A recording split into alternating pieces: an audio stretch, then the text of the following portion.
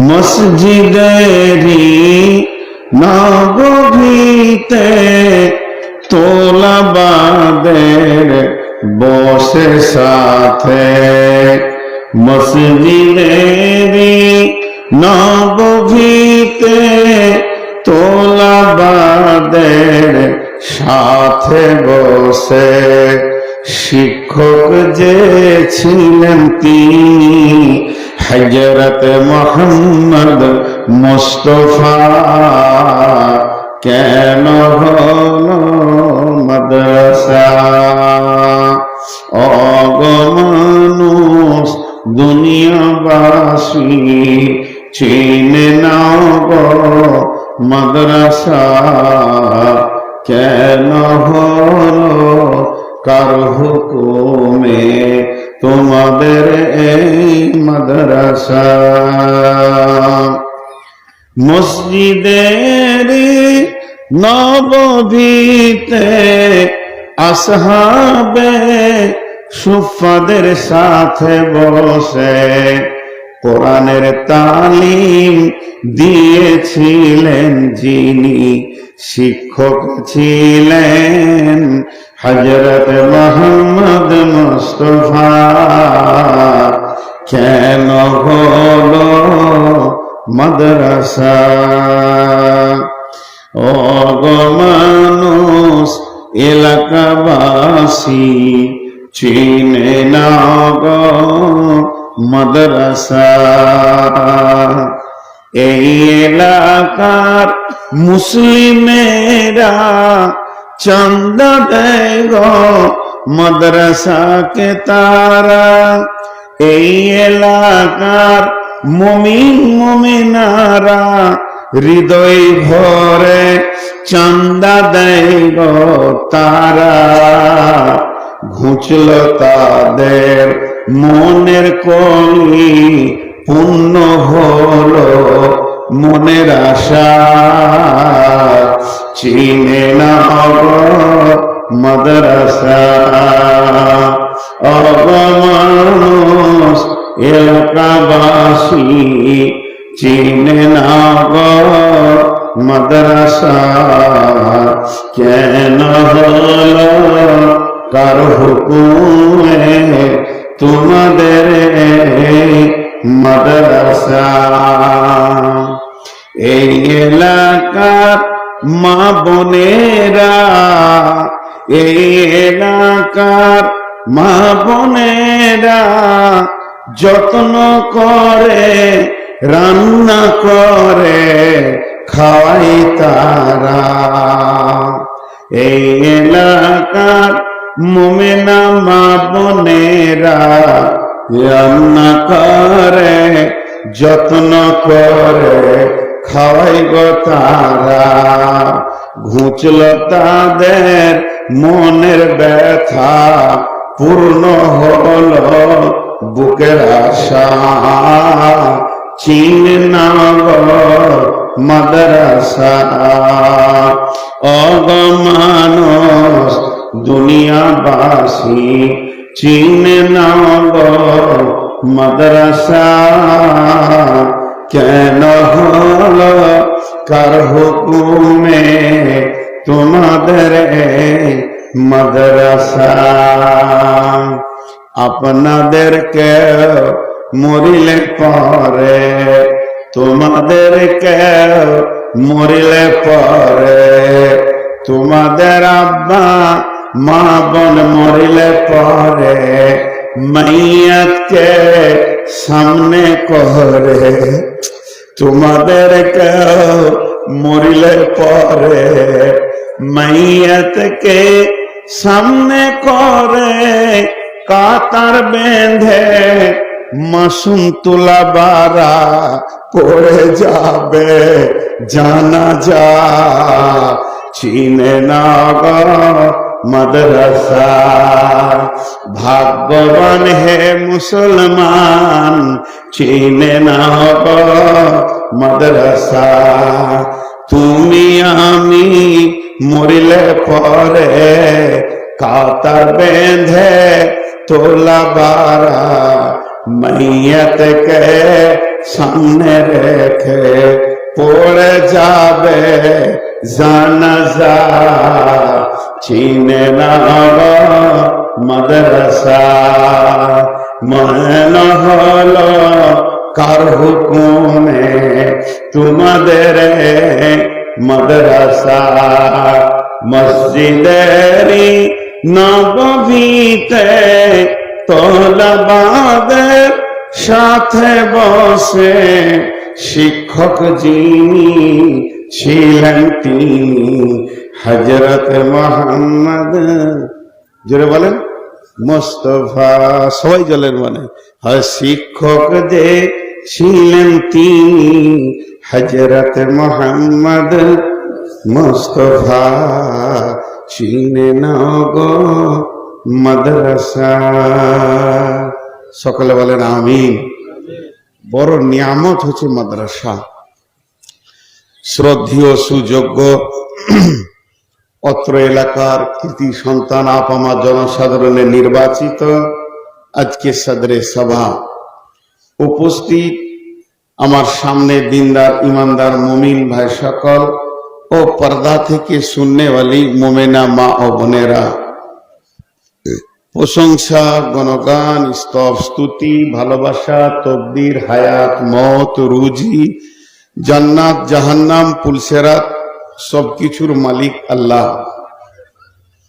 যে মহান মুনিব আজকে আমাদেরকে এই নির্দিষ্ট দিনে বিভিন্ন কেন্দ্র এলাকা থেকে এনে বিভিন্ন কর্মব্যস্ততার ভিতর দিয়ে ও এই মাদ্রাসার প্রাঙ্গণে এনে দুটি কথা শোনা বলার তৌফিক এনায়েত করেছেন, এর জন্য আমরা একবার হৃদয় খুলে সকলে সেই মুনিবের দরবারে শুকরিয়া করি।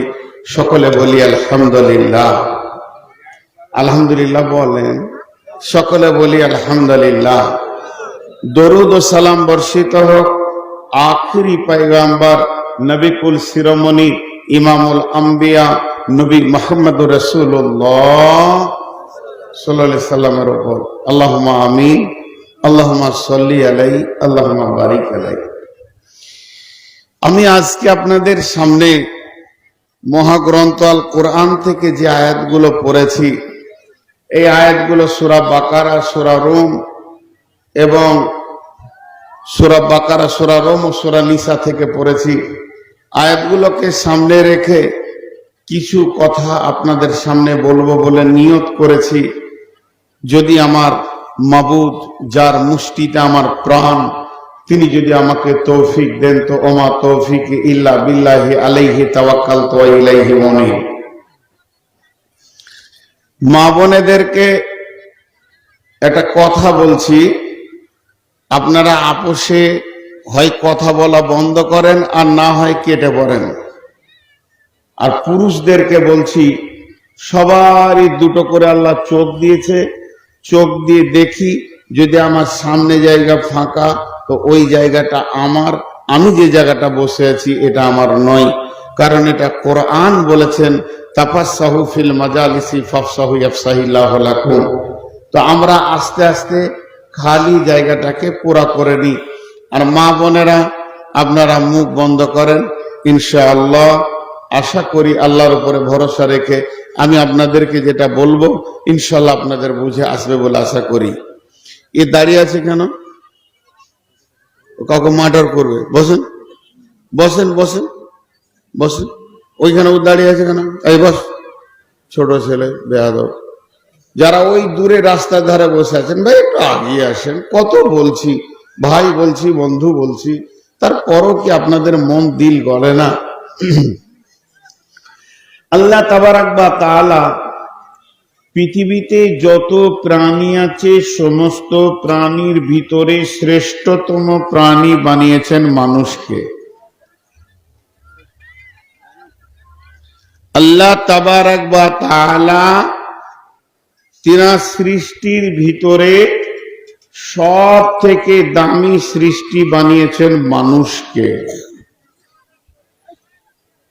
আর বাকিগুলো মানুষের নিচে আর মানুষের খাদিম। এমনকি ফেরেশতা কুলও মানুষের খাদিম। যারা নিষ্পাপ ফেরেশতা, এরা মানুষের খাদিম। মানুষ এত শ্রেষ্ঠতম জায়গাকে দখল করেছেন, আল্লাহ দিয়েছেন। তো মানুষের ভিতরে আবার দুটি ভাগ, একটা হলো মেয়ে মানুষ, পর্দার ওই পারে আছে, আর একটা হলো আমরা যেগুলো সামনে আছি পুরুষ মানুষ। মেয়ে মানুষকে বানিয়েছেন আল্লাহ, পুরুষ মানুষকেও বানিয়েছেন আল্লাহ। মেয়ে মানুষ আল্লাহর দেওয়া মাখলুক, পুরুষও আল্লাহর দেওয়া মাখলুক। এখন একটা রেল লাইনে দুটি পাতি, দুটো পাতিতে দুটো চাক সমান ঘুরবে, রেল আগিয়ে যাবে। একটা চাক যদি মিনিটে 1400 পাক দেয়, আর একটা চাক যদি মিনিটে 400 পাক দেয়, আপনার কিনা 1000 পাক কম হয়ে যায়, তো গাড়ি আগাবে না, গাড়ি ঘুরবে, ঘুর ঘুর করবে, লাইন থেকে নেমে যাবে। তো ওটা কি হলো? ওটা কি হলো? তাহলে সব কিরাগুলো তো এবার এখানে আসবে না? আমি পাপ করেছি নাকি? তো সবগুলো তো এবার এখানে আসবে। আজীব ব্যাপার, ওটা ভাগ করে সবাই নেবে।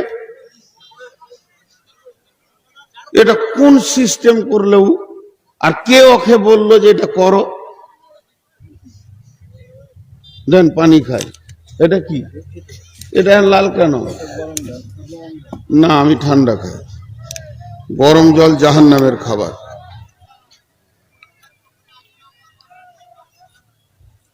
কঠিন ব্যাপার। ওইটা বন্ধ করলে সমস্ত পোকাগুলো এইখানে আসবে, তাহলে আমি একা বিপদে পড়বো না? বা হ্যাঁ সোনা, জি দেখেন কত রাগাল মানুষ। আপনি এইদিকে পাছা করে ওইদিকে মুখ করেন, কান খুলে রাখেন, তাহলে কাজ হয়ে যাবে। আচ্ছা, আপনারা আমার দিকে আসেন। তো দুটি চাককে সামঞ্জস্যতা রাখতে হবে। একটা চাক কম দিলেই তখন বিপদ। তো আল্লাহ তাবারাক ওয়া তাআলা দাম্পত্য জীবনের নারী আর পুরুষকে মিলিয়ে চালাচ্ছেন। তো এখানে পুরুষ তার কাজ করবে, নারী তার কাজ করবে। কোন পুরুষ যদি নারীর রূপ ধারণ করে এবং তার কাজ করতে যায়, তো সে হবে দায়ুস। আর কোন নারী যদি পুরুষের রূপ ধারণ করে পুরুষের মতো অ্যাক্টিং করতে যায়, তো সে হবে দায়ুস। আর দায়ুস কোনোদিন জান্নাতে যাবে না। আমি 2 থেকে 3 মিনিট আপনাদেরকে উপস্থাপনে রাখবো, তারপরে মেন কাজে চলে যাব। তো আল্লাহ তাবারাক ওয়া তাআলা এই কোরআনের ভিতরে পুরুষের কি ডিউটি বলে দিয়েছেন, মহিলার কি ডিউটি বলে দিয়েছেন। আল্লাহ তাবারাক ওয়া তাআলা কোরআনে এমন একটা বিষয় পাবেন না যে বিষয়টা কোরআনে নাই। কোরআনের ব্যাপারে কাফেরদের মত কি ছিল? কলা আসাতিরুল আউয়ালিন। এখনো কিছু লোক আছে তারা এই কথাটা বলে, কলা আসাতিরুল আউয়ালিন। এগুলো হচ্ছে সেই পুরাতন যুগের কথা, ওই কথা নিয়ে এখন আর টানাটানি করিও না। এখন নতুন যুগ, নতুন মডেলে চলতে হবে। হালাকে কোরআন যেমন প্রতিদিন সূর্য পূর্ব দিকে উঠে, কোরআন প্রতিদিন সকালে নতুন। সেই দিনের ব্যাপারে যত প্রশ্ন আছে কোরআন করবেন, উত্তর দিতে পারবে। কোরআন 2023 সালের মানুষকে যেমন জবাব দিয়েছে, 24 সালে জবাব দেবে, 25 সালে জবাব দেবে। আমরা পৃথিবী থেকে চলে গেলেও আরো 100 বছর যদি আল্লাহ পৃথিবীটাকে রাখেন, তো 100 বছর সমান জবাব দিয়ে যাবে। যত বড় জ্ঞান বিজ্ঞানের উন্নতি হোক না কেন, কোরআন কারো কাছে পেছন পা নেবে না, একদম সামনেই থাকবে। এর নাম কোরআন। কিন্তু আল্লাহ এদের ডিউটি বলে দিয়েছেন, এবং কম্পেয়ার করেছেন। বিসমিল্লাহির রহমানির রহিম। الرجال قوامون على النساء بما فضل الله بعضهم على بعض وبما أنفقوا من أموالهم فالصالحات قانتات حافظات للغيب بما حفظ الله والتي تخافون نشوزهن فعظوهن واهجروهن في المضاجع واضربوهن فإن أطعنكم فلا تبغوا عليهن سبيلا إن الله كان عليا كبيرا।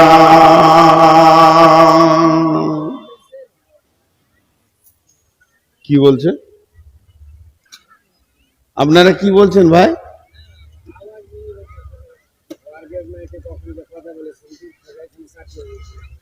কি হলো বলেন, আমাকে বলেন, এখানে আসেন ভাই।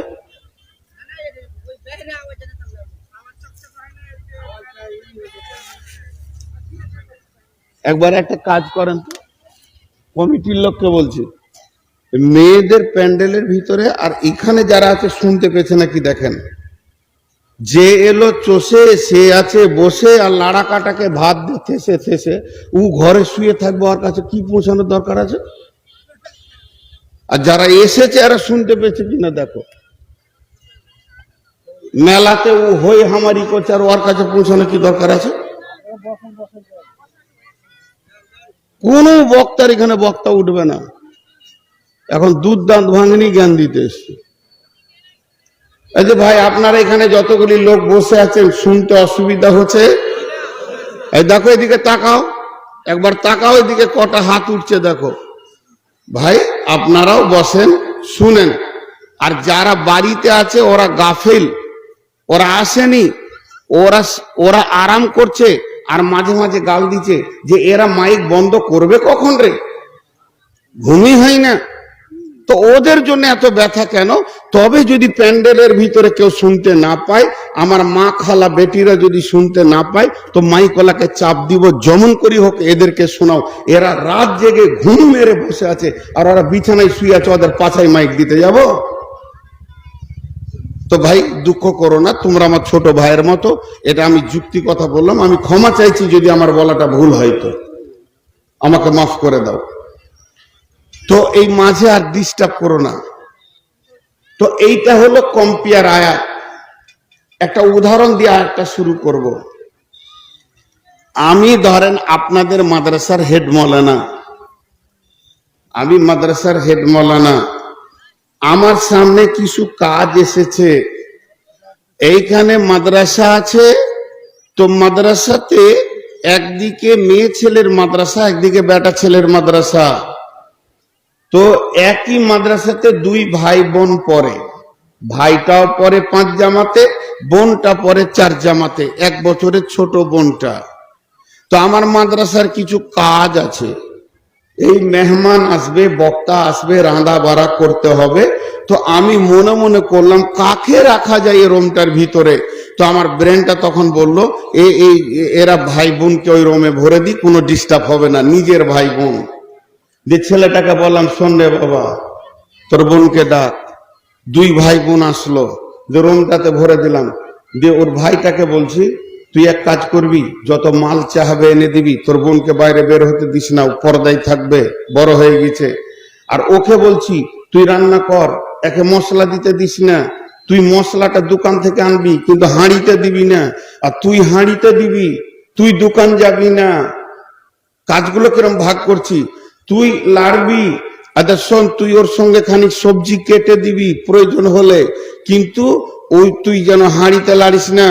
আর গ্যাস যদি শেষ হয়ে যায় তুই আনতে যাবি, ভাইটাকে বলছি, বোনটাকে বলছি তুই বসে থাকবি। তার মানে কাজ ওখানে 2 জন করছে, একটা নারী আর একটা পুরুষ। তো পুরুষকে পুরুষের মতো করে বললাম, নারীকে নারীর মতো করে বললাম। ওরা যদি ঠিক নিজের নিজের ডিউটিটা করে, তো তরকারিটা, খাবারটা ভালো হবে, খারাপ লাগবে না, স্বাদ আসবে। উদাহরণটা বুঝতে পেরেছেন? আল্লাহ তাবারক ওয়া তাআলা ওই আয়াতে বলছেন, এই হাতটা যখন তুলবো জানবেন যে পুরুষকে বলছে, এই হাতটা তুলবো তো মেয়েকে বলছে। তো দুইবার দুটো হাত তুলতে থাকবো আর আল্লাহর ওসিয়তটা আমি বলতে থাকবো। বিসমিল্লাহির রহমানির রহিম। আর-রিজালু কাওয়ামুনা আলান নিসাই।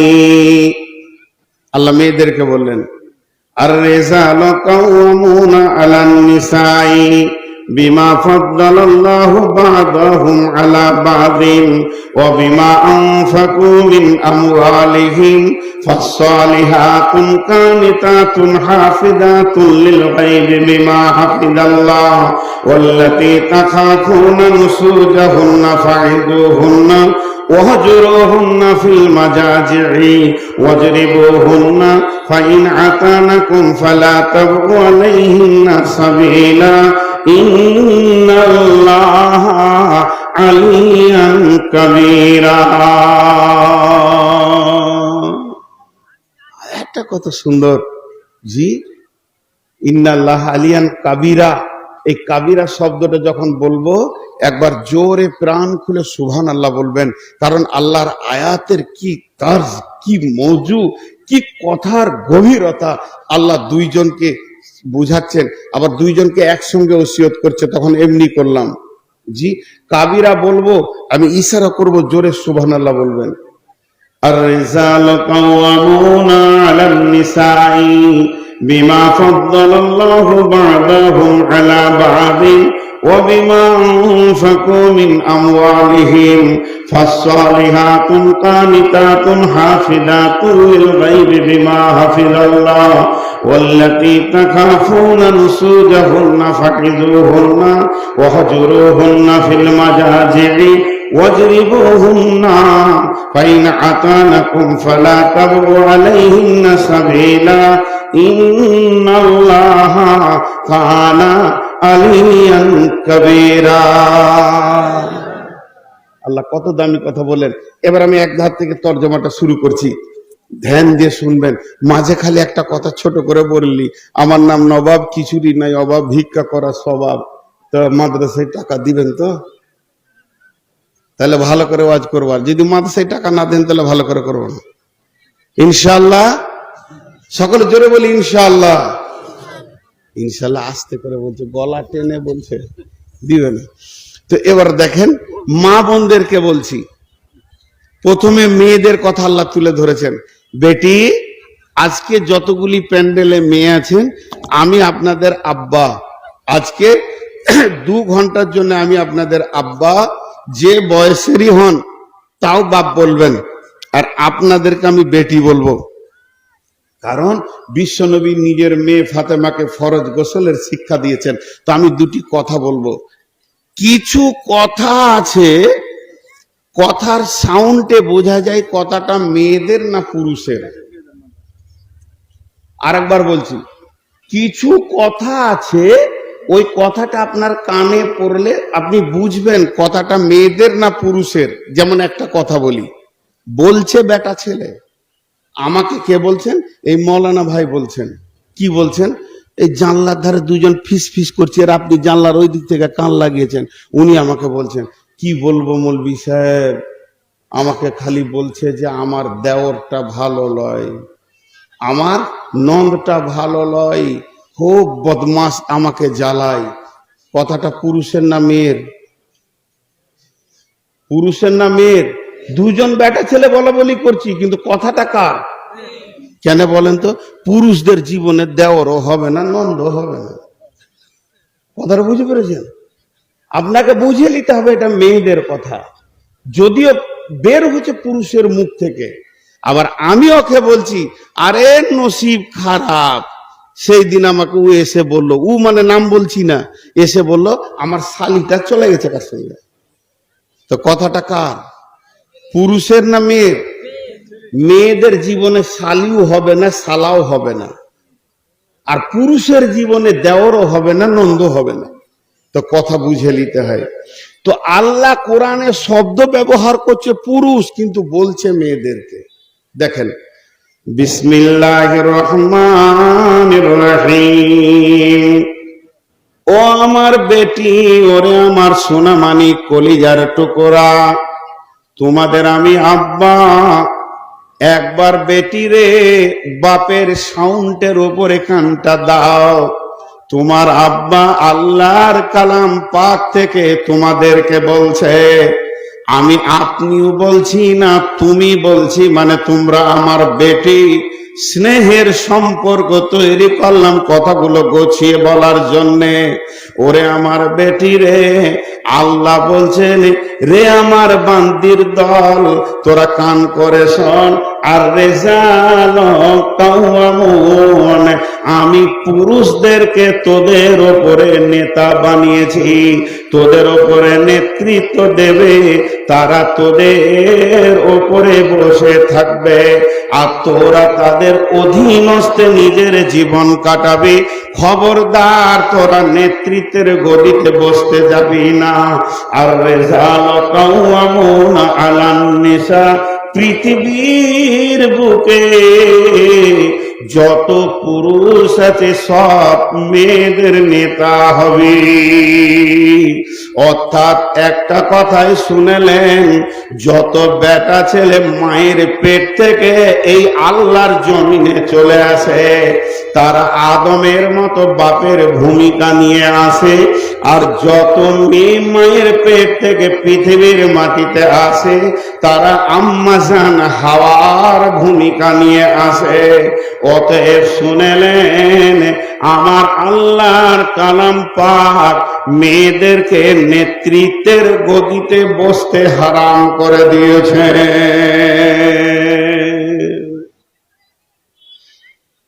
জি, মায়ের জাত দেখবেন, যারা মুরব্বী, মা মারা গেছে তো বেটি আছে না, বেটিটাও দেখবেন মায়ের মতো স্নেহ করবে, করে না?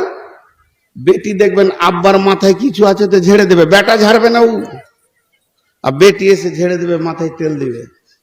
তো বেটি হচ্ছে একটা আজীব নিয়ামত, বেটাও নিয়ামত, বেটাকে মেরে ফেলে দিতে হবে তা না, কিন্তু মায়ের ভূমিকায় ওরা থাকে, ব্যথা মহব্বত নিয়ে মায়ের ভূমিকায় থাকে। তো এরা হলো মায়ের জাত। তো আল্লাহ বলছেন, তোমরা নেতৃত্বের গদিতে বসিও না। হাজি ভাই, তাহলে মেয়েদের দাম কি কমে গেল না বাড়লো? জোরে বলেন, মেয়েদের দাম কমলো না বাড়লো? বাড়লো। কারণ ওরা হলো ম্যাডাম, আর পুরুষ হলো ওর সিকিউরিটি। সিকিউরিটি থাকে কার? মন্ত্রীদের থাকে, থাকে কি থাকে না? তো আল্লাহ ওদেরকে, পুরুষদেরকে ওদের সিকিউরিটি করে দিল, তার মানে ওদের দাম বাড়লো, ওদের দাম বাড়লো। জি, আপনাদেরকে একটা উদাহরণ দিলে বুঝতে পারবেন। পুলিশ দেখেছেন? একটা পুলিশ থাকলে দেখাইতাম গো, এতটি লোক হা না বলছে না। পুলিশ দেখেছেন? রাতে কোনোদিন রাস্তাঘাটে ট্রাকে বাসে গেছেন তো পুলিশ দেখেছেন? জি, ওরা কি করে? ট্রাককে দাঁড় করিয়ে রাস্তা বলে দেয় না? হ্যাঁ হ্যাঁ, ওরা ওদের কাজ করে। যাই হোক, বেটা ছেলে পুলিশ, আপনি এখন গাড়ি নিয়ে বের হবেন ভালুকা মোড়, ভালুকা বাজার, আর বলেন রতুয়া, খালি ট্রাফিক ট্রাফিক পুলিশ দেখতে পাবেন। কিন্তু মেয়ে ছেলে পুলিশ দেখেছেন? দেখেছেন কিনা? কিন্তু রাতে ওদেরকে একা ডিউটি করতে দেখেছেন? কেন? কেন? কি ভেজাল হবে? ও তো পুলিশ। জি, আল্লাহ নবী বলছেন, বিসমিল্লাহির রহমানির রহিম, আদ-দুনিয়া কুল্লুহা মাতা ওয়া খায়রুল মাতাই দুনিয়া আল মারআতু সালিহা। পৃথিবীর বুকে যত সম্পদ আছে, হিরে মণি মানিক্য চুনি পান্না টাকা পয়সা, যত সম্পদ আছে, বিশ্ব নবীর মতো ব্রেন বলেছে, কোন পচা বিজ্ঞানী বলেনি। কোন গলে যাওয়া সরে যাওয়া মাতালের ব্রেন এটা নয়। আল্লাহর পরে পরে যার স্থান, তিনি বলছেন পৃথিবীর শ্রেষ্ঠ সম্পদ হলো মহিলা। অতএব যেটাই সম্পদ তার পেছনে চোর আছে, প্রত্যেকটা মালের যেমন চোর আছে, তো মহিলাকেও চুরি করবে এমন চোর আছে। ওটা যত দামি সম্পদ, ডাকাতও তত দামি ঘুরছে। তো সরকার জানে যে যদি মহিলা পুলিশকে একা বাহারালে রাখা যায় তাহলে ডাকাতি হয়ে যাবে, তো হিসাব দেবে কে? এর জন্য মহিলা পুলিশকে একা রাখা হয় না। তবে যদি আপনার গ্রামে কোনো দ্বন্দ্ব হয়ে যায় আর মেয়ে ছেলে আসামি তুলতে হয়, তখন মেয়ে পুলিশ নিয়ে আসে। তারপরও একটা মেয়ে পুলিশের পেছনে আর একটা বেটা ছেলে পুলিশ রেখে দেয় যে দেখ এই মালটা যেন চুরি না হয়ে যায়, তাহলে হিসাব মিলাতে পারবো না। তো আল্লাহ তাবারাক ওয়া তাআলা বলছেন, ওরে মেয়ের দল, তোদের পেছনে তোদের বাপকে, ভাইকে, স্বামীকে, ছেলেকে আমি সিকিউরিটি দিয়ে দিলাম, মানে তোদের দাম অনেক বেশি। পৃথিবীর সেরা সম্পদ আর রিজাল কাওয়ামুনা আলান নিসা। একটা তাফসীর হলো, একই শব্দের আবার দ্বিতীয় রকম তাফসীর হবে। জি, একই শব্দ, এইখানে থাকলে কাজল আর গালে থাকলে কালি, ওয়ারির নাম কালি। চোখে ছিল তো কি নাম হলো? কাজল, আর এখানে কালি। তো ওই আয়াতটা দ্বিতীয় তর্জমা দেখেন, একই আয়াতের শব্দ। বিসমিল্লাহির রহমানির রহিম, আর রিজালু কাওয়ামুন আলান নিসা। রে মহিলার দল, তোদেরকে নেতৃত্বের গদিতে বসতে দেওয়া যাবে না। তার কারণ যদি মহিলা নেতৃত্বের গদিতে বসে যায় তাহলে পৃথিবী চলা এবং চালানো সম্ভব হবে না। কারণ শয়তান মেয়েদেরকে অতি তাড়াতাড়ি কবজায় করতে পারে, পুরুষকে করতে পারে না। হযরতে আদম আলাইহিস সালামকে শয়তান গিয়ে বলল, হে আদম চল না ওই গাছের কাছে যায়। আর আল্লাহ বলেন, ফালা তাকরাবা হাযিহিস শাজারাতা ফাতাকুনা মিনাজ যালিমিন। যদি তুই ওই গাছের কাছে যাবি তাহলে আমি তোকে জালেমের খাতায় নাম লিখে দিব। তুই বদমাইশি করবি, গুনাহ করবি। এবার শয়তান দেখলো আদমকে হলো না, তা হাওয়া মাথা মোটা পাগলি ওকে দিয়ে বলছে, তোদেরকে ওই গাছের ফল খেতে মানা করেছে কেন জানিস? ওই গাছের ফলের এমন একটা গুণ আছে যে খেয়ে নেবে ও আর কোনদিন জান্নাত থেকে বের হবে না। যখনই ধোঁকা কথা বলে দিলে তখনই হাওয়া বলতে লাগলো আদমকে, চলো না জি খায়, চলো না জি খায়, চলো না জি খায়। আর মেয়ে এমন একটা জিনিস, মেয়েদের শক্তি কম কিন্তু ব্রেনের পেঁচালতা খুব বেশি। আর পুরুষ যত ক্ষমতাবান হোক না কেন, বিবির কাছে কাবু। বড় বড় বাবু বিবির কাছে কাবু। যখনই হাওয়া বারবার বলল তো আদম চলে গেল, জুলুম করে ফেলল। এর জন্য আদম আর হাওয়া চিরদিন কাঁদল। তাদের গা থেকে জান্নাতের পোশাককে খুলে দেওয়া হলো, নাঙ্গা হয়ে গেল, পৃথিবীতে ফেলে দেওয়া হলো। তারা কাঁদতে শুরু করলো, আল্লাহুম্মা ইন্নী জালামতু নাফসি। হে আমাদের রব, আমরা আমাদের নিজের ওপরে জুলুম করেছি, কারণ তুমি মানা করেছিলে শুনি নাই। জুলমান কাসীরা, অত্যাধিক জুলুম করেছি। ইল্লা আনতা ফাগফিরলি, কিন্তু তুমি আল্লাহ কা তওবা কবুল করনে ওয়ালা, মাগফিরাত, তুমি মাফ করে দাও। ইন্নাকা আনতাল গাফুরুর রহিম, তুমি হলে মাফ করনে ওয়ালা। চির লম্বা টাইম কাঁদার পর তাদের মা ঘোষণা হলো। তার মানে হচ্ছে যদি পুরুষকে বাদ দিয়ে নারীকে নেতৃত্বের গদিতে দেওয়া হয় তো আজাজিল শয়তান লম্বা লম্বা কাজ করে নেবে। আপনাদের মালদা জেলায় আছে কিনা জানি না, আমিও মাদ্রাসাতে 6 বছর শিক্ষকতা করেছি। তো চেক কাটতে যাব, নাম জিজ্ঞেস করিয়ে না, হাই স্কুলের হেডমাস্টার, হিস্টোরি ইংলিশে MA। তো বলছি স্যার কত লিখবো, মাদ্রাসায় কত লিখবো, চেক বই না কি বলেন ওগুলো আপনারা, রসিদ, চেক রসিদ, কত লিখবো? তো মাস্টার বলছে ওগো, আমাকে ছোট তুমি তুমি করেই কথা বলে, আগে থেকে পরিচয়, অনেক মুরব্বী, ওগো তুমি একটু দাঁড়াও তো বাবা, বাড়িতে জিজ্ঞেস করে আসি। ওর হুঁশ নাই যে ওকে না শুধিয়ে দেবো।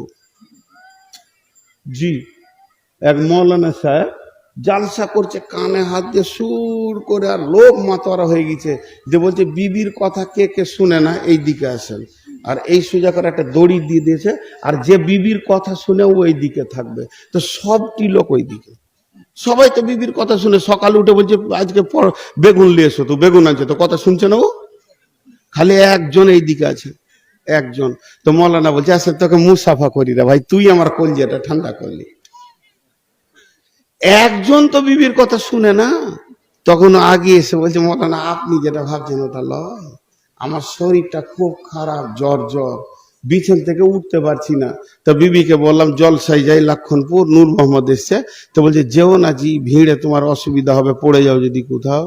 তোমরা না যাই, মৌলানাকে ভালোবাসি, তোমার বিবি বলে যেদিকে ভিড় থাকবে ওইদিকে যেও না, ওই লেগে আমি ওইদিকে যেছি না। বলছে তুই তো 1 নম্বর মার্কা মারাবে, আর তোকেই আমি মুসাফা করছি। তো যত বড় বড় এই স্টেজে উঠার আগে আমার বিবির সঙ্গে কথা চলছে, আমিও ওই গোলমালি আছি, ঘরের কথা কাউকে বলবো। বলছে কটায় দিয়েছে? 11টায়। বলছে জালসা থেকে পালিয়ে এসো, থাকতে হয় না, সুগারের রুগী অত রাতে দিবে কেন? বলে যদি দিয়ে দেয় আমাকে কটায় দিবে? বলছে 7টায় উঠে 9টায় ছাড়তে হবে, ব্রেন কত আর। আমি যদি 9টায় যদি ছেড়ে দিত, 9টায় জালসাটা বরবাদ হয়ে যাবে। তো হলো, তা তোমার কি? ওখান থেকেই ও আপনার মাদ্রাসার সেক্রেটারি হয়েছে। তো আমি তখন বললাম তা আগামী বছর তুমি আসবে, তুমি আধখানা চালাবে আর আমি আধখানা চালাবো, তুমি তখন মুক্তি হয়ে গেছো, বুঝলেন? তো মেয়ে ছেলে, এই জন্যে মেয়েদের বক্রতার কারণে এদেরকে নেতৃত্বের গদিতে বসানো। আরে বলেন, একবার জোরে বলেন, বসানো। এবার বলেন মুসলমানের মেয়ে মুসাম্মাদ, মোহাম্মদ, মুসাম্মাদ, তার মানে আমার নাম মোহাম্মদ ইয়াসিন, আমার বিবির নাম মুসাম্মদ মারিয়াম। তাহলে মোহাম্মদের নামের সঙ্গে নিজের নামকে জুড়েছি কত মহব্বত করে। ও মা আমার, খালা আমার, মুসলমানের মেয়ে পঞ্চায়েত ভোটে দাঁড়াচ্ছে এবং তারা পঞ্চায়েত মেম্বার হচ্ছে, প্রধান হচ্ছে। ওরে আমার বোন রে, কান করে শুনেলেন রসুলের হুকুম। বিশ্বনবীর জামানায় ইরাকের বাদশাকে চিঠি দিয়েছিলেন, ইরাকের বাদশা ওই চিঠিটাকে ছিঁড়ে ফেলে দিয়েছিলেন। রসুলের চিঠি ছিঁড়ার খবরটা যখনই নবী খুললেন, আল্লাহর নবী বললেন যে ওই রকম তুই খান খান হয়ে যাবে যেমন আমার চিঠিকে ছেড়ে দিয়ে দিয়েছিস। তখন ওই বাদশা করলো কি, এমন চক্রান্ত করে সে তার এমন একজনকে মন্ত্রী বানালো, মন্ত্রী বাদশাকে মেরে দিল। আর বাদশা যখনই মরে গেল, বেটা চক্রান্ত করে বাপকে মার্ডার করলো। আর যখনই ও মার্ডারের আসামি হয়ে গেল, তখন আর গদিতে বসতে দিল না, মন্ত্রী ওকে জেলে ভরে দিল। ভেবেছিল বাপকে মেরে আমি গদিতে যাব, ও জেলে চলে গেল, ওকে একদম নিস্তেনাবুদ করে শেষ করে দিল। এবার মন্ত্রী গদিতে বসতে যাবে, তখন একজন মন্ত্রী সে চক্রান্ত করে ওর একটা বেটি ছিল, নিজের বেটার সাথে বিয়ে দিল। আবার বেটার সাথে যখন বিয়ে দিল, ওই বেটাটাও মরে গেল। এরকম একটা চক্রান্ত চলতে চলতে এক সময় ওই মহিলাটা বাপের জায়গায় বসে গেল। আর যখনই বাপের জায়গায় বসে গেল, আল্লাহর নবী লানত দিলেন, যা দেশের নেত্রী হবে মহিলা, আমার লানত আছে। আর আমার আল্লাহ কোনোদিন মেনে নিতে পারে না মেয়েরা নেত্রী হয়ে পৃথিবী চালাবে। এর জন্য আমার আল্লাহ বলছেন, আর রেজাল কাওয়ামুনা আলান নিসা, ও বাড়ির মহিলারা তোমরা খবরদার নেতৃত্বের গদিতে বসিও না।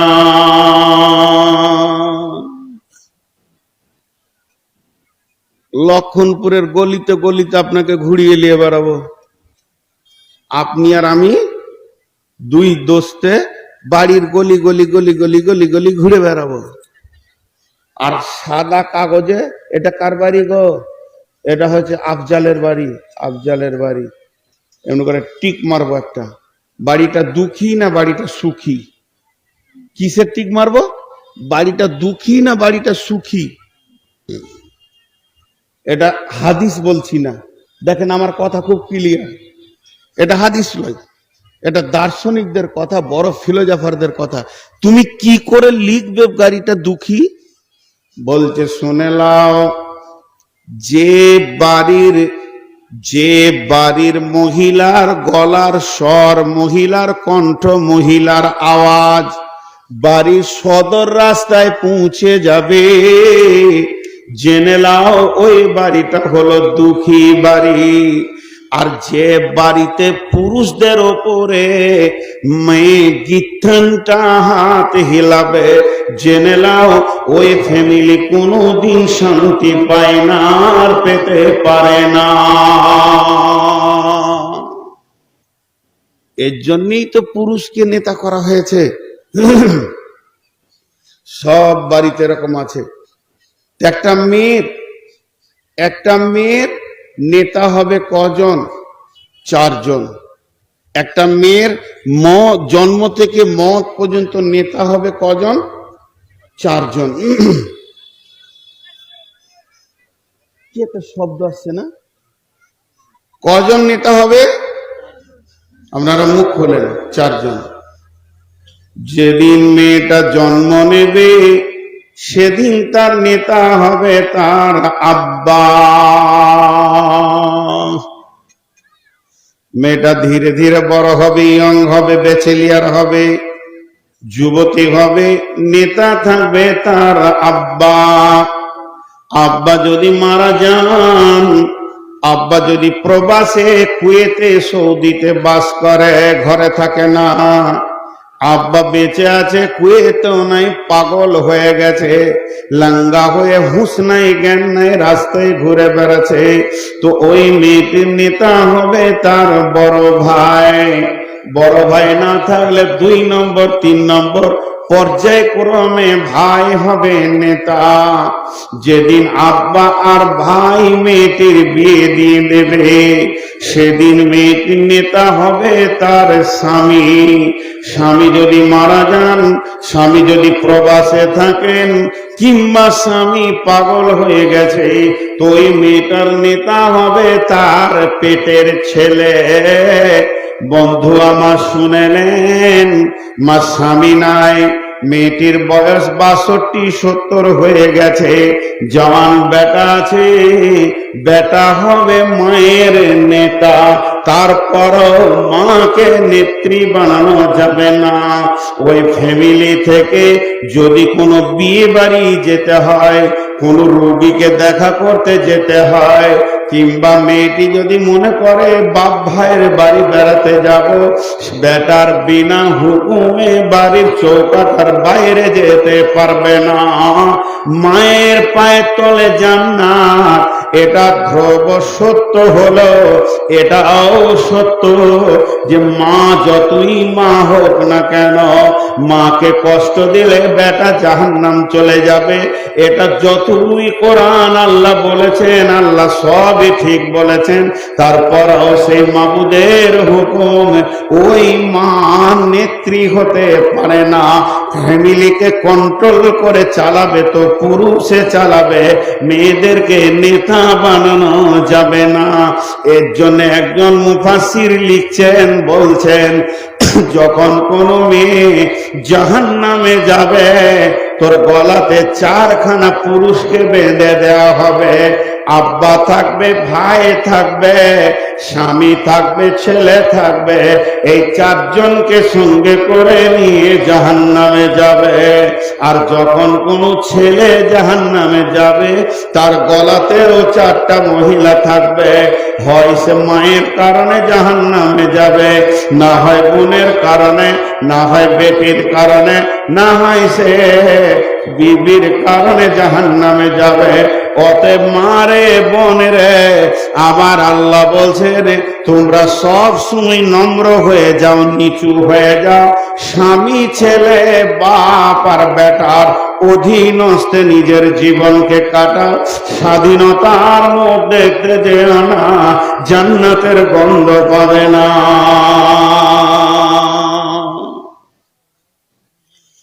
আপনাদেরকে মাঝে একটা কথা জিজ্ঞেস করি, আমার কথা আপনাদের বুঝতে অসুবিধা হচ্ছে? আলহামদুলিল্লাহ। আমি যদি বোঝাতে পারছি তো আমার আল্লাহ তৌফিক দিয়েছেন, আলহামদুলিল্লাহ। আর বোঝাতে না পারছি তাহলে আমার আল্লাহ আমাকে এখন সেরকম তৌফিক দেননি। তো আলহামদুলিল্লাহ, আপনারা খুশি, বুঝতে পারছেন তো? এখন ঘটনা হচ্ছে পুরুষের বিচার একা হবে। বোঝাতে বললাম, পুরুষের বিচার আল্লাহ ডাকবে, এই জামিরুল চলে এসো, ওর বিচার শুরু হয়ে গেল। ওর বিবিকে ডাকলে না, কিন্তু ওর বিবির যখন বিচার হবে তখন 4টা পুরুষকে সামনে রেখে হবে। মেয়েদের বিচার একা হবে না, কারণ ও গাড়ি অ্যাক্সিডেন্ট করেছে কেন, ড্রাইভারকে শুধাবে। কথাটা বুঝাতে পারলাম? তোকে আমি নেতা বানিয়েছি, আজকে এই মাদ্রাসার ছেলে কারো ঘরে ইট মেরে দিয়েছে, বাচ্চা ছেলে, বাচ্চা ছেলে হতেই পারে, আপনার ঘরের ছেলেটা ওটাও বাচ্চা ছেলে, তো ওই ঘরওয়ালা এসে ছেলেটাকে মারবে কেন? আগে হেড মৌলানাকে বলবে, এই মৌলানা কি ব্যাপার বলেন। জি, তো আল্লাহ বিচার করবে সেদিন, কিন্তু পুরুষকে ডেকে বিচার করবে। এর জন্য বলা হচ্ছে যে মায়ের ভিতরে যদি যৌবন থাকে, মায়ের ভিতরে যদি যৌন ক্ষুধা থাকে, বেটা তুমি মায়ের বিয়ে দিয়ে দাও, এটা লজ্জার কথা নয়। কিন্তু মা গোপনে গুনাহ করবে, কিয়ামতের মাঠে তুমি কি করে সেটা বিচারে শুনতে পারবে বলো? এটা আরো লজ্জাজনক কথা। আমি আমার বেটির বিয়ে দিয়েছি, তো বেটির যেখানে বিয়ে দিয়েছি, আব্বা যদি মারা যেতেন আর ইয়ং থাকতো আমার মাতা, আমার মায়ের বিয়ে দিতে অসুবিধা কি আছে? যাকে বিয়ে দিব তাকে আব্বা বলে ডাকবো, সাহাবীদের ভিতরে আছে, এটা কোনো লজ্জা জিনিস নয়। কিন্তু লজ্জা হচ্ছে গোপনে গুনাহ করাটা। মা আমার, বোন আমার, তারপরে আমার আল্লাহ বলছেন বিমা ফাদ্দালাল্লাহু বা'দাহুম আলা বা'দিন। আরেকবার বলছে বিমা ফাদ্দালাল্লাহু বা'দাহুম আলা বা'দিন ওয়া বিমা আনফাকু মিন আমওয়ালিহিম ফাসসালিহাতুন কানিতাতুন হাফিজাতুন লিল গায়বি বিমা হাফিজাল্লাহ। একটা কথা আছে, একটা ঘরে সাপ ঢুকে গেছে, বুঝে? সাপ বুঝেন তো? সাপ ঢুকে গেছে, তো বাড়ির মেয়েটা এক কোণে যে দাঁড়িয়েছে, সাবজি সাবজি। আর যখনই সাপ বলেছে, খালা ভালো করে শুনেন, তোর স্বামীটা লাফিয়ে একবারে খাটে উঠে গেছে চৌকিতে। তোর বিবিকে বলছে একটা বেটা ছেলে ডাক, মারতে যে হবে।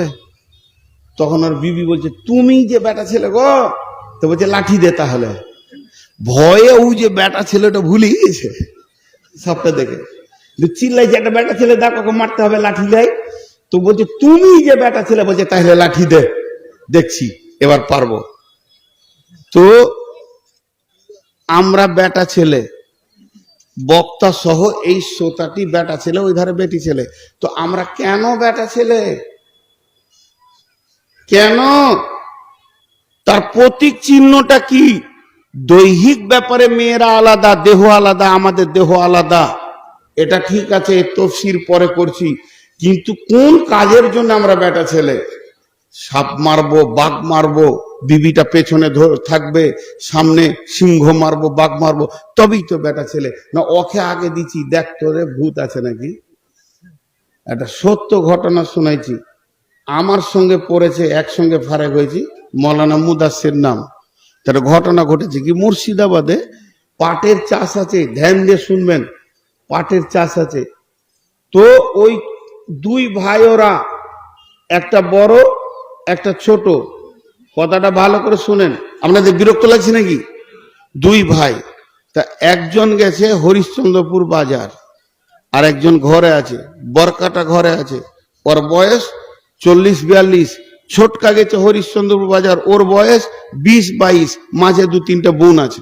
যাই হোক, এখন রাত হয়ে গেছে, আন্ধার রাত, আর বাড়ির কোনো মেয়ে ছেলে, ছোট ছেলে বাড়ির দরজাতে বের হয়ে জিন দেখতে পেয়েছে। জিন সাদা পাড়া আম গাছে পা ঝোলাইছে এমনি করে। তো দৌড়ে এসে বলছে, মা মা, জিন। তখন বাড়ির একটা বউ বলছে, জিন যে গো, ঘরের গলি ভয়। এবার ছোটটা ঘর ঢুকেছে, ওর মা বলছে কি জানি, ও তো বাজার গেছে, ওকে জিনে ধরে নেবে। ছোটটা ঘর ঢুকেছে, তো ওকে বলছে যে হারে, আম গাছে জিন দেখতে পেলি। জিন কি গো? লাঠিটা যেতে দেখি জিনকে, জিনের মানে বংশ বুনিয়াদ রাখবো না, জিন আমাদের ঘরের সামনে, মানে লাইট মেরে দেখছে, সত্যি তো জিন, মানে এক শীষ পাটকে তুলতে ভুলে গেছে, ওই পাটটা বাতাসে লড়ছে। তো ই কেমন পুরুষ, বলছে চুপ গে, বকিস না, যা হচ্ছে ও বার হবে না।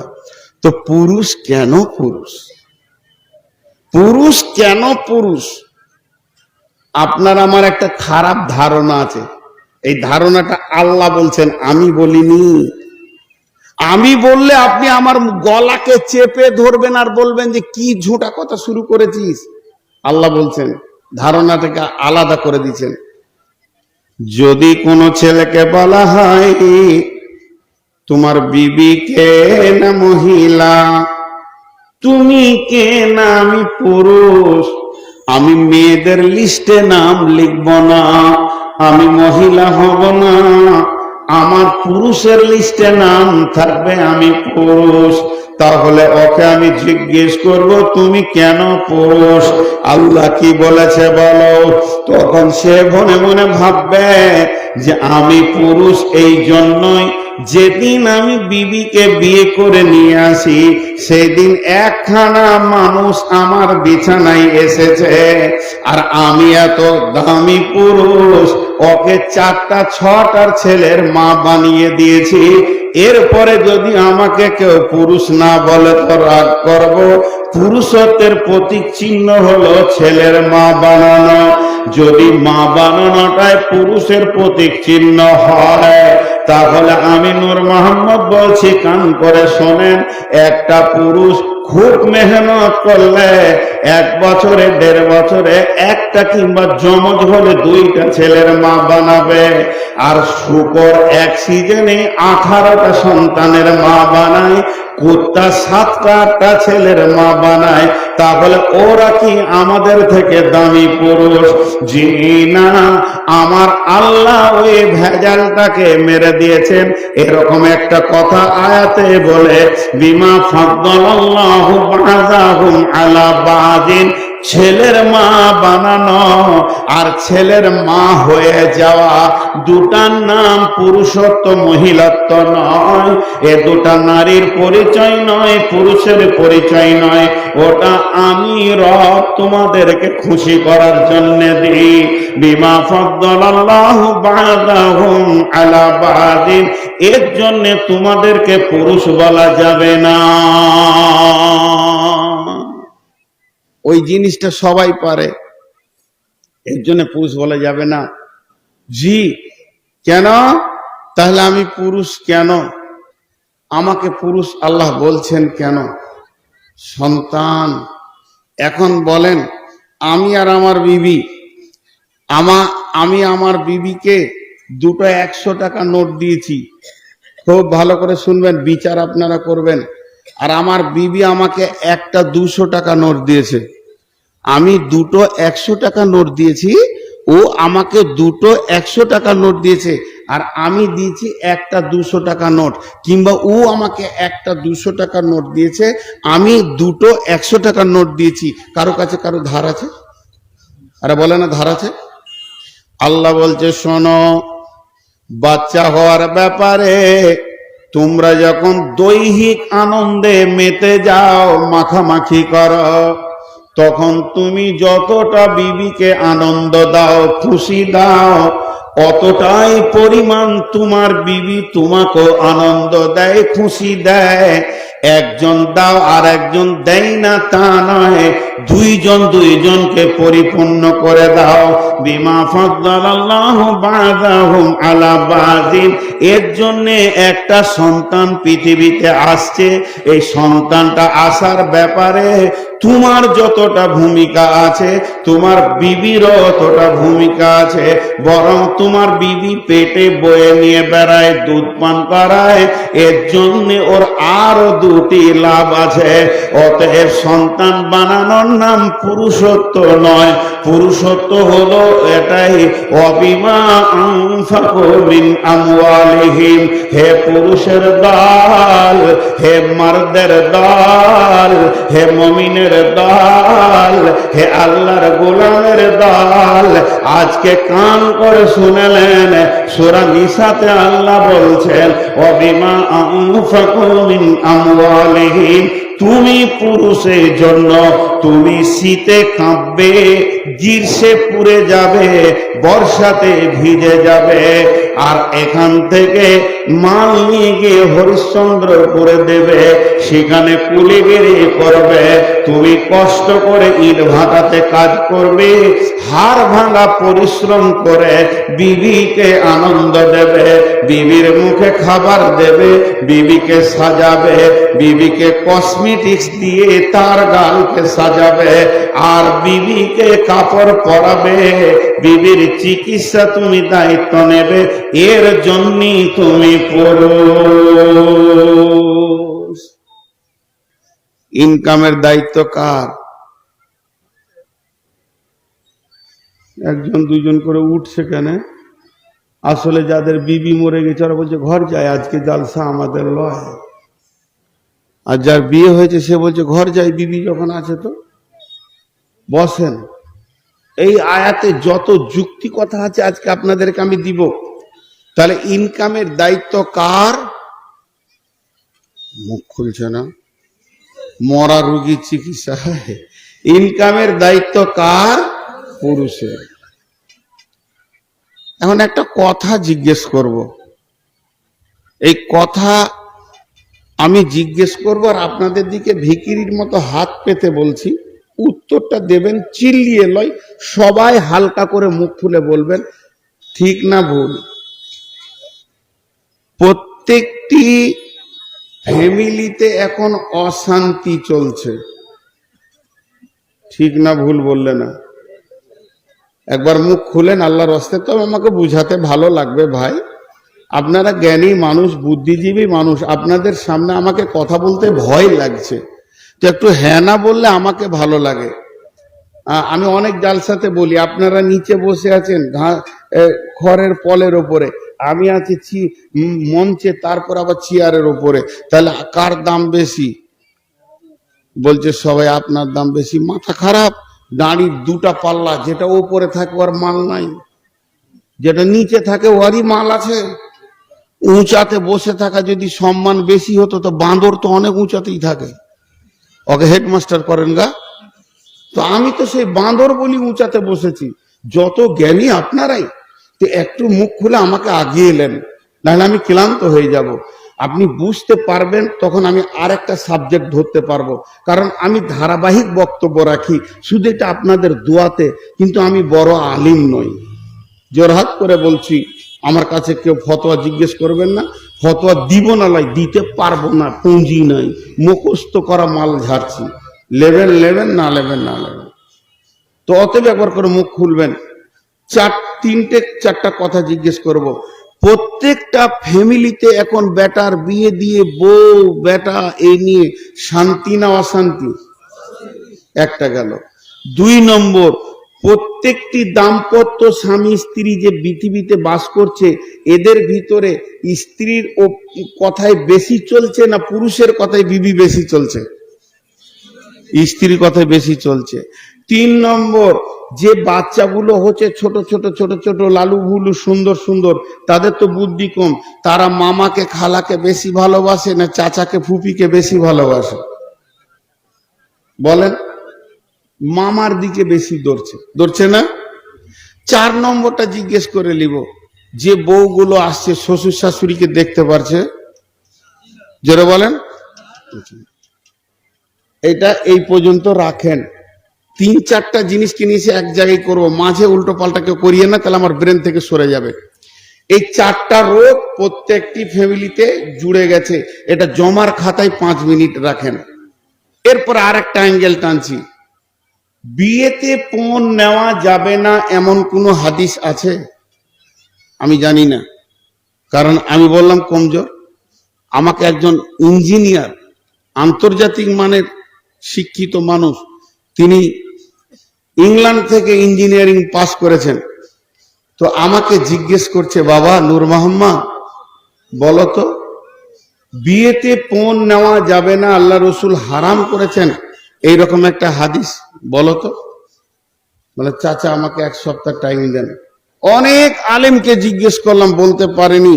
তো এখনো আমি চাইছি ইউটিউবের মাধ্যম দিয়ে যে একদম প্রকাশ্যে এরকম একটা খবর দেন তো, হাদিস নম্বর কত, যে আল্লাহ রসুল বলেছে তুমি বিয়ে করবে কিন্তু পণ লিও না। 1 সপ্তাহ পর আবার দেখা ইঞ্জিনিয়ারের সাথে, বলছে বেটা কিছু খুঁজে পেলি? বললাম না চাচা পেলাম না। বলে আমি পেয়েছি। কোন মৌলবি সাহেব বললে? বলে আমার ভাই উকিল সাহেব বললে, ও ইঞ্জিনিয়ার, ওর বড় ভাই আন্তর্জাতিক ব্যারিস্টার। উকিলে হাদিস বললে? লে মজা, মৌলবীরা বলছে খুঁজে পেয়েছি না, আর উকিলে পেয়ে গেল। বলছে পেয়েছে। তখন উনি বললেন, আমার বড় ভাইকে জিজ্ঞেস করলাম, তো বলছে শোন, 2 বিঘা একটা জমি, ধ্যান দিয়ে শুনেন, আমি বললাম মাথা কেটে যাবে। 2 বিঘা একটা জমি, আর মধ্যখানে আল দিয়েছে, দিয়ে ওর বাপ বলছে চ আমি কখন মরে, ছোটকে খালি বললে তুই ডান দিক কাটটা নিবি, তো বাঁ দিক কাটটা কার? তাহলে মাত্র 2টি ভাই, কথা মুখ খুললেন না, বাঁ দিকটা কার? বড়। এটা কি আর বলতে হবে? উকিল সাহেব বলেছে, ভাই বিশ্ব নবী বলছেন, তোমরা যখন মেয়েকে বাড়িতে বিবি করে আনবে, শ্বশুর বাড়িতে যাবে, শ্বশুরের বেটিকে তোমার বিছানার বিবি করে আনবে, তখন তুমি তার হাতে পয়সা দিয়ে, মহারানা দিয়ে, মহারানা মানে হচ্ছে মেয়েটি হারাম ছিল, তাকে টাকা দিয়ে সাক্ষী রেখে খুতবা পড়ে ইজাব কবুলের মাধ্যম দিয়ে তুমি হালাল করে নিয়ে চলে আসবে। যখনই বলে দেবে, ওই মেয়েটা তোমার বিছানায় হালাল হয়ে যাবে। তাহলে একটা মেয়েকে বিছানায় হালাল করতে গেলে নবীজি বলছেন টাকা দিয়ে হালাল করো, আর আল্লাহ বলছেন ওই হালাল মেয়েটার পেছনে তুমি চিরজীবন তার কাপড়, চিকিৎসা, খাওয়া এবং তাকে আনন্দ দেওয়ার কসমেটিক্স আনন্দের খাবার দিয়ে তার পেছনে তুমি খরচা করো। তাহলে একদিকে আল্লাহ বললেন টাকা দাও, একদিকে নবী বললেন টাকা দাও, তাহলে টাকা লাউটা তো অটোমেটিক বন্ধ হয়ে গেছে। টাকা লাউটা বন্ধ হলো কি হলো না? টাকা লাউটা অটোমেটিক বন্ধ হয়ে, বাস। এবার আপনাদেরকে উত্তর দিচ্ছি, ওই যে ঘরের অশান্তি 4টা পর পর গুনিয়ে দিব, আমি কোরআনের আয়াতের তফসির করছি। পেছনে কি হচ্ছে, কার ভুট্টার ভুইকে নষ্ট করছে, সেও চিল্লাইছে, ওরাও চিল্লাইছে, পেছনে খুব সমস্যা চলছে। ভাই এতটুকু আপনাদেরকে ধোঁকা দিচ্ছি না, সূরা নিসার আয়াতটা ধরেছি, আমার মাথা তো বুদ্ধি কম, তো মোটা হুঁস মানুষ, তা আয়াতের নাম্বারটা বলে দিই একবার দেখে। হায়রে আল্লাহ, খুব চিল্লাইছে। জি, আয়াতের নাম্বার হচ্ছে 34, 34, সূরা নাম্বার 4 আর আয়াতের নাম্বার 34, সূরা নিসা। দেখে নেবেন, আমি কেটে কেটে তফসির করছি। এবার এই অশান্তিটা কেন হচ্ছে? সিলিং ফ্যান দেখেছেন? একটু হানা বলেন গো। আমার বাপ বলছে বেটা 2 বিঘা জমি চাষ করে আর দুটা বুড়া